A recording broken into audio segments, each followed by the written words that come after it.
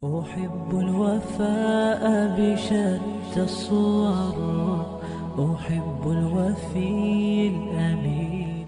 الحمد لله رب العالمين والصلاة والسلام على رسوله محمد وعلى آله وصحبه أجمعين. Bir vaqtda bir sahaba yanına bir ati kishi kela. Ham onlarga shunday qiziq bir narsa aytdi. Menim o'g'lim qiynay. Shul vaqtda sahaba shul kishiga o'z bolasini olib kelarga qo'shdi. Balasini olib kelgach, balaga so'rov berdi. Ul zo'r yashda albatta. Sen ni ishindi atingni qiynaysan?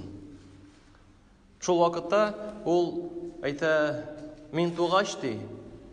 Menga ati motor ism qo'shmadi. Ko'pmi yashadim de g'umr bo'yi Alloh subhanahu va taala turunda bir so'z da eshitmadim. Ya'ni bola shaqdan ati kishi o'z bolasini tarbiya etganda o'z mas'uliyatini o'tamadi. Alloh turunda bir so'z da bu bolaga aytmadi. Allah subhanahu wa ta'ala Qur'oni Karimda A'udhu billahi minash shaytonir rajim va ma khalaqtul jinna wal insa illa liya'budun de. Haqiqatda de Adam bolalarini ham jinlarni men ular menga g'ibodat qilar uchun yaratdim de Allah subhanahu wa ta'ala. Mana shulay deb tarjima aytadilar bu oyatni. Lekin agarda so'zga so'z tarjima etsak, shu vaqtda bir qiziq narsa kelib chiqadi.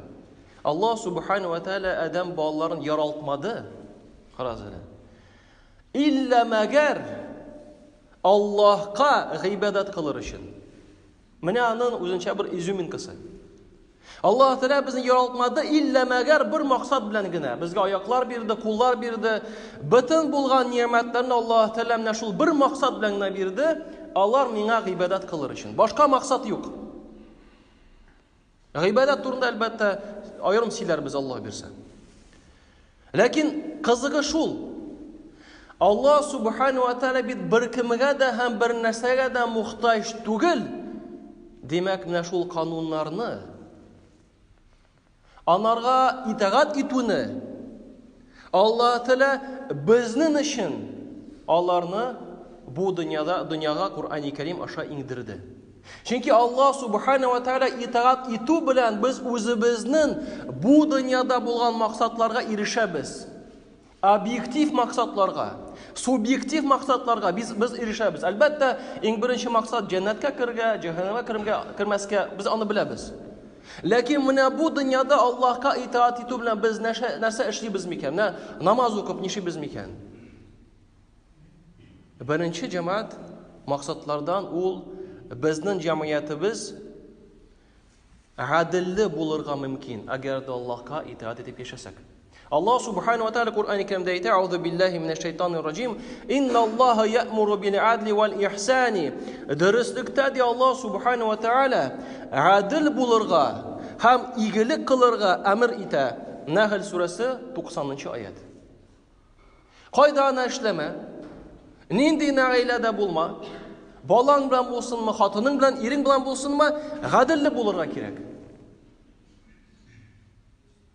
Organizatsiyada ishlasan, zo'r darajali kishi bo'lsan, sen ostunda bo'lgan itoatda kishilarga qaratada adilli bo'lirga kerak.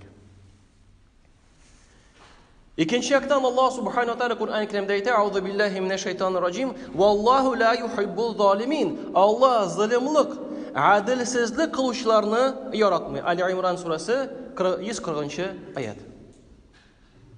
Onun için endi menda namoz o'qib hozir unda nindi baylanish bor. Nechik ular baylangan ekan deganda, albatta men onlarga shu darajaga namozni tushirmayman, lekin bir asıllıqla anlatasım kelar. Ne kadar armiyada bulganda bar bitanda stroyevo shak, stroyevo adım. Bir yaktan şul askeri kişilerge Аларга генералга карата, полковникка карата итагат итер өчен нәрсәгә ул строевой шаг кирәк дигәндә. Бит ул сугышка барганда, ул бит анда строевой шаг белән бармый бит ул. Сикреп, нитеп җигреп йөри бит автоматы белән. Шулай түгелме соң? Соң строевой шаг белән ул үзен тәртипкә китерә, дисциплинага китерә. Ә менә монда намаз уку белән кеше үз йөрәкләрен, үз күңелен тәртипкә китерә. Үзен, я Раббым, мин сиңа итаат иттем дигән нәрсәне белдерә. Үзенә дә, Аллаһ субхана ва таалагә дә. Чөнки иң зур гыйбадат ул Аллаһка сәҗдә кылу. Сәҗдә кылганда үзебезне түбәнсетәбез, кем? Аллаһ субхана ва таала алдында. Шулай ук җәмәгать Аллаһка итаат итү белән без кешеләргә игелек кылырга тырышабыз. Чөнки әгәр дә кеше ихлас күңелдән намазын укыса, ул әлбәттә һәрбер кешегә әни булсынмы, әти булсынмы, башка кешенең әни әтисе булсынмы, күршесе булсынмы, туганы, иптәше булсынмы, хәтта белмәгән кеше дә булса, анарга да карата мәрхәмәтле булырга тырыша.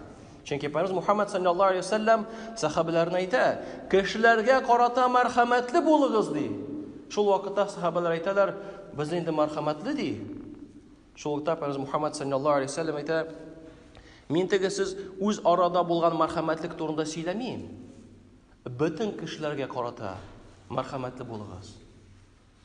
Әгәр дә син авырсыз әйтәсең килә икән, ул бит кемнеңдер әнисе, кемнеңдер инесе, кемнеңдер әтисе, кемнеңдер бабасы бәлкем, шуның турында онытма. Шуңа күрә монарга да динебез өйрәтә. Менә шул итагать аша. Нәтиҗә әдилле булу, игелек кылу җәмәгать. Моны җәмәгать әлбәттә Аллаһка итагать итү белән, наданлыктан арыну. Чөнки беләбез беренче аятлар Икра бисми раббикаллази халак. Аллаһ Раббың белән, сине яраткан Раббың исеме белән укы. Менә нәрсәдән динебез башлана. Димәк, белемле булырга кирәк. Пәйгамбер Мухаммад саллаллаһу алейхи ва саллям бер хадисендә безгә шундый хәбәр бирә.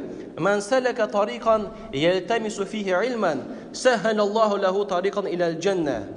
Кем гыйлем туплау юлына басса, шуңа Аллаһ җәннәткә илтә торган юлны да җиңеләйтер. Высшее образование алабыз бит. Алабыз, тырышабыз, инженермы син, табибчылыкта микән, табибме син, тырышабыз, нитәбез. Әмнә дин дигәндә без әлбәттә, әмнә әби әйтте, бабай әйтте белән генә яшибез. Алай булмый. Дин белеме ул менә шул табибчылык белән бер дәрәҗәдә. Чөнки әгәр дә без экономия ягыннан, юриспруденция ягыннан югары белем ала торган булсак, без динне беләбез дигән сүз әле бу түгел. Чөнки бер сорау үзебезгә бирик, мисал өчен китерәм. Үзебезгә имтихан эшләр өчен гыйбадат нәрсә ул? Аның бит аңлатмасы бар. Гыйбадат нәрсә ул? Күп кешеләр шул сорауга да җавап бирә алмыйлар. Бу гади белем. Шуңа күрә без аны өйрәнергә тиешбез. Пәйгамбер Мухаммад саллаллаһу алейхи ва саллям бер хадисендә безгә шундый мәгълүмат бирә: "Иннама бу'иту ли утаммима макаримал ахлак." Дөрестлектә мин Аллаһ Тәала кешеләрнең ахлакларын камил дәрәҗәгә җиткерү өчен җибәрде. Ягъни шул гыйбадат аша, намаз булсынмы, ураза булсынмы, Аллаһка итаат итү белән үзебезнең холкыбызны да яхшыртабыз. Кыямәт көне холкы дигән нәрсә зур урын алып торачак. Һәм менә нәтиҗәдә файдалары күп, максатлары күп, һәм бөтенесе кешенең файдасына юнәлгән җәмәгать. Һәм бөтенләй нәтиҗә буларак әйтсәк, Аллаһ Тәала Куръан-ы Кәримдә әйтә, нәрсәгә безгә итаат кирәк, нәрсәгә безгә Аллаһ кушканча яшәү кирәк дигәндә, юридуллаһу бикумул юсра ва ла юриду бикумул уср. Аллаһ субхана ва тааля сезгә җиңеллек тели. Җиңеллек. وَلَا يُرِيدُ بِكُمُ الْعُسْرَ. Аллаһ сезгә авырлык теләми. Һәм менә ни дәрәҗәдә, кайда гына булмый, гаиләдә, иптәшләр белән, эштә булсынмы, ни дәрәҗәдә Аллаһка итаат итәбез, шул дәрәҗәдә үзебезгә тормышны җиңеләйтәбез. Бу дөньядагы кагыйдә, башкача була алмый җәмәгать. Һәм менә ни дәрәҗәдә Аллаһка итаат итмибез, шул дәрәҗәдә үзебезгә дә, балаларыбызга да тормышны авырайтабыз. Чөнки Аллаһ Тәала әйтә: "Аузу биллаһи минәш шайтанир раҗим. Ва ман а'рада ан зикри фа инна лаху ма'ишatan данка." Кем минем динемнән баш тартса, шуңа кыен тормыш булыр. Кыен тормыш булачак. Шуңа күрә җәмәгать Аллаһ Тәгалә һәрберебезгә ихтияр бирде. Һәм менә шул беренче сөйләгән кыйссага кайтыйк әле. Бит бу әти кеше үз мәс'улиятен Аллаһ Тәгалә алдында үтәмәде. Аллаһ турында сөйләмәде. Кем бу баланы яралткан икәнлеген дә белдермәде. Нәрсә яхшы, нәрсә начар икәнлеген дә аңлатмады.